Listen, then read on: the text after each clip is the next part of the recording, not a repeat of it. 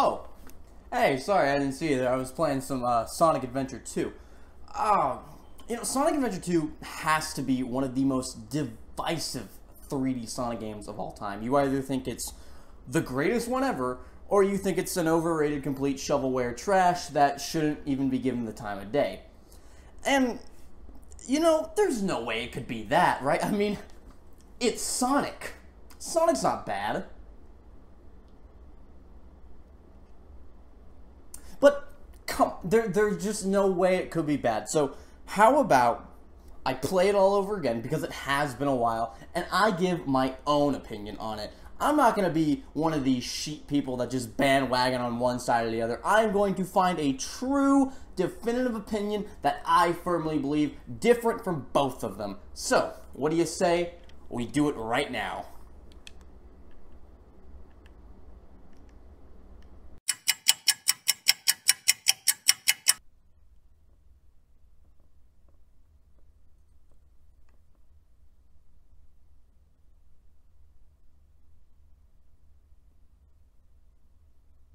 Sonic the Hedgehog. What can I say that hasn't already been said about this inconsistent speedster? At one point, he rivaled Mario in terms of popularity and quality, but about 1, 2, 3, 4, 5, 6, 7, 8 duds later, that is far from accurate to say anymore. Once your series features a girl kissing an animal corpse, it's done and dusted. But before all that, we had standards, darn it. We had quality, like Labyrinth Zone, Sonic 3D Blast, Sonic Drift, Sonic R.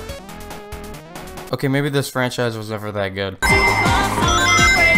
But we still had classics, and in '98, Sega proved the blue blur could hang with the best in 3D with the release of Sonic Adventure 1, the best-selling game on the Dreamcast. Now, with a fact like that, this needed a sequel, and oh boy, Sonic Adventure 2, more specifically Sonic Adventure 2 Battle, as that is the one I played, is an action-adventure game featuring everyone's favorite fat guy. I come to make an announcement. Coming onto the Dreamcast, March of 2001, and Battle coming out in December later that year, the game has had plenty of time to rack up quite the inconsistent reputation, like I said, much like the first game now that I think about it. Now, the original is a game I found plenty enjoyable. It wasn't as good as I hoped, but I still overall enjoyed my time with it. Sonic Adventure 2, on the other hand, well, where do I start? Okay. Unlike its predecessor, SA2 has cut the amount of gameplay styles in half. No more running from a trash can, no more busting caps in everything you see, and no more fishing. What?! Now, this sounds like a positive until you realize those styles are now replaced with slow, clunky mechs and a botched radar system in the Emerald stages. The gameplay styles aren't exactly what I would call a plus, not saying the ones they dropped were better, God no, but it's like Sega had a house that caught on fire due to faulty wiring, so in response they got it changed, only for it to catch on fire again. They went from bad to bad, and in my opinion, a little worse. See, Amy, Gamma, and Big were by far the worst parts of SA1, but what slightly helped was the fact that each of their stories were so short.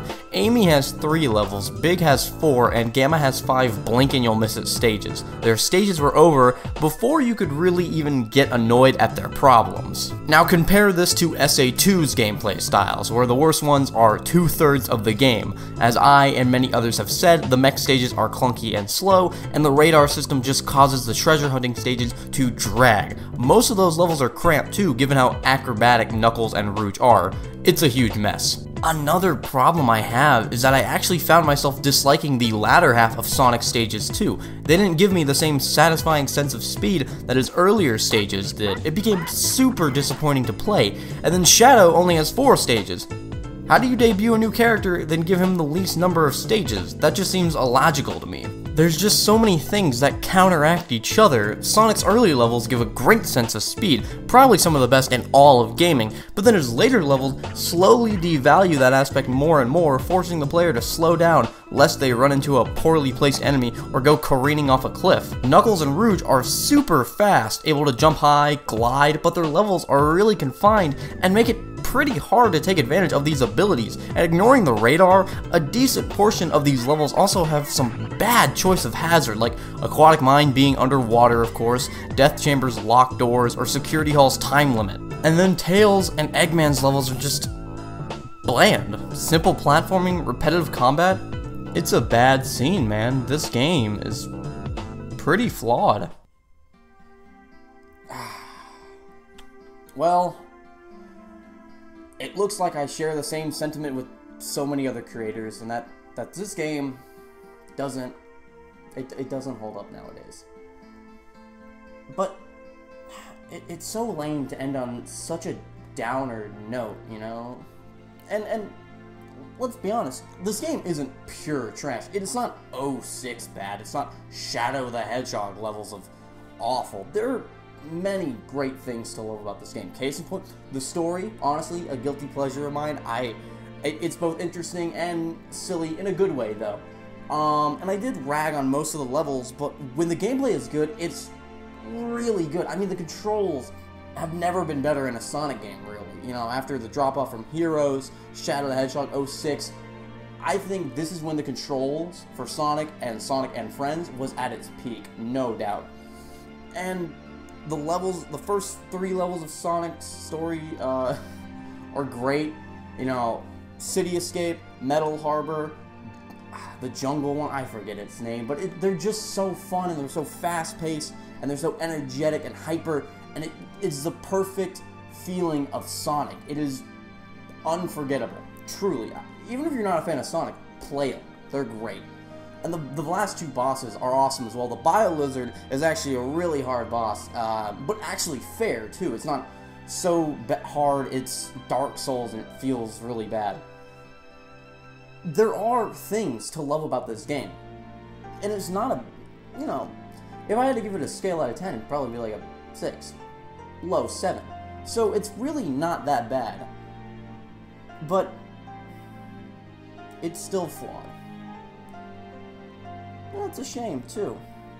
But I also want to state that this series that I'm doing with Paper Mario and now this, it's not to just needlessly rag on games or to try and get those views so people can maybe refute my claims or negativity. No.